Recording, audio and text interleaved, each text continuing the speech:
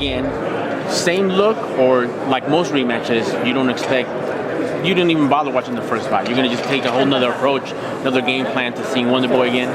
You know, Wonderboy is a striker. I don't think you can categorize him as anything else. You can't say he's a striker that can grapple, or a striker that can wrestle, a striker that has power hands or good boxing. He's a striker, and he's very good at one category. So for me, he can change, the cadence that he might strike, which combinations and punches and kicks he decides to throw. But at the end of the day, he's going to try to win the fight with his hands and feet. So I have the ability to go back and forth, to do, striking techniques, wrestling techniques, grappling techniques, clinch against the cage. I can box. I can, grind in the paint. I'm going to be better at grappling. So pretty much every category you think of the fight, I'm probably going to be better than. Conditioning is something that you can control. I'm in phenomenal condition going into this fight. And on top of that, even that striking, I believe that I outstruck him in our first bout, and that was his one way to win the fight. And you consider yourself more diverse. Are you kind of happy that you put that November fight behind you? It's not in New York anymore, and that you'll get the fair nod from the judges if it does go the distance? I don't plan on having to use the judges very much for this fight. I plan on going out there and just constantly trying to open up the window to finish by creating scrambles. You create scrambles, especially when you're a good wrestler. You put yourself in position to get the high reward, which is the knockout, the finish, or the submission. So for me, it's constantly standing in his face, create that scramble, and really dictate the space between me and him. So being charged and control. And just switching gears, can you talk a little bit about that double standard that you got, calling out Nick Diaz, calling out George St. Pierre? Now we got St. Pierre taking on Bisping, and everybody's okay with that. Yeah, you guys can see it for yourself. When I speak about it and I mention it, and I become the whiner, I become the guy that's always got something to say. Does that drive you, give you more fuel to just prove people? It doesn't drive me at all, man. My coaches that work hard with me, my family, my wife, my kids, they drive me. But it just makes it clear that some people might have been like, okay, Tyron just complaining. Now I'm like, damn, man, maybe he does have a point. Maybe it's some merit, maybe it's some actual, some substance behind what he was saying, and I think that's more what's happening right now. Why do you think there's such a negative feedback when you speak out?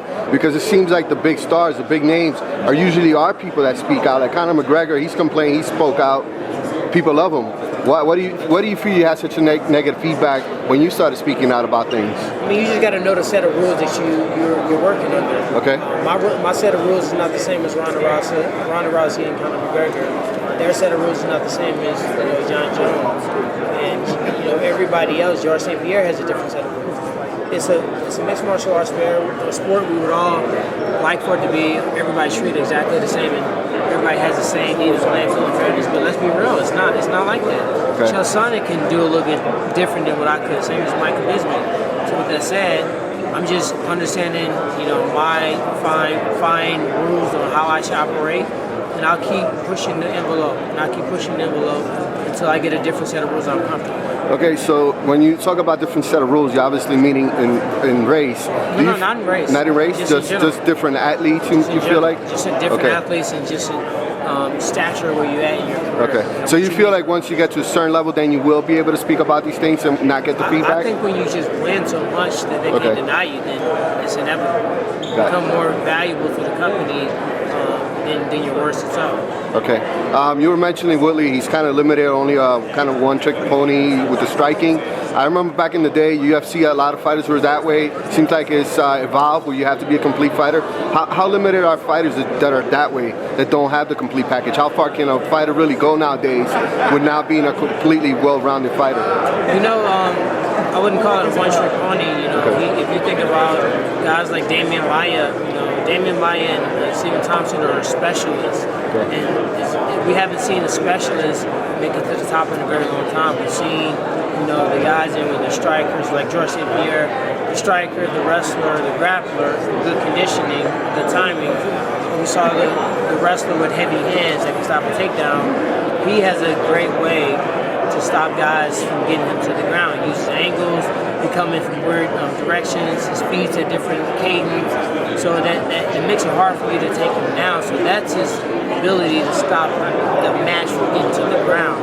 And we saw when the match got to the ground, he didn't look quite familiar down there. So I think just understanding his rhythm, understanding his angles and things like that allows me to do a better job of fighting. Okay, and you were also speaking about your getting to a certain level before you were talking about winning. Besides winning, what else can you do to draw in the fans, especially with the black community? You know, there's still a lot of people that don't really follow MMA as much. Do you feel like you got to draw some of those guys into to reach that other level, or how do you go about doing that as far as your popularity, besides just winning, or is it just winning? You know, I promote myself. If you go to my YouTube channel, you can subscribe. You can go to Tyron Woodley, check out the Champ Camp, check out Champ Life, check out my podcast, The Morning Wood Show with these nuts. These are the actual shows that I can actually have my own filter, my own voice. You can really see more about me as a person, be giving back to the community, spending time with my family, training, doing movies, collaborating with celebrities. This is who I am. These are the things that you can't see technically on the UFC Countdown or embedded or some special that they do. You can't see all these things because it's cut and filtered to be similar to all the rest. Mine is filtered to be real, uncut, and raw. Okay, last question. I know last time I spoke to you, we talked a little bit about boxing, and you mentioned you would box anybody if you could, except Triple G. Triple G has a fight coming up with Daniel Jacobs. I was wondering if you knew of Daniel Jacobs and what you thought of that fight. I said I wouldn't box Triple G? Yeah, you said you would. I think you were saying it jokingly. I said I would. I'll be honest and he'll kick my butt. Okay. Okay. What do you know of his upcoming fight with Daniel Jacobs? And you have an opinion on that fight? The fact that I don't know a ton about the kid doesn't mean that he's not good, but it also means that maybe he's somebody that's being served up to Triple G to put on another highlight performance against. Okay. All right. Thank you, Tyron. Yeah, no worries. Tyron, we got last one.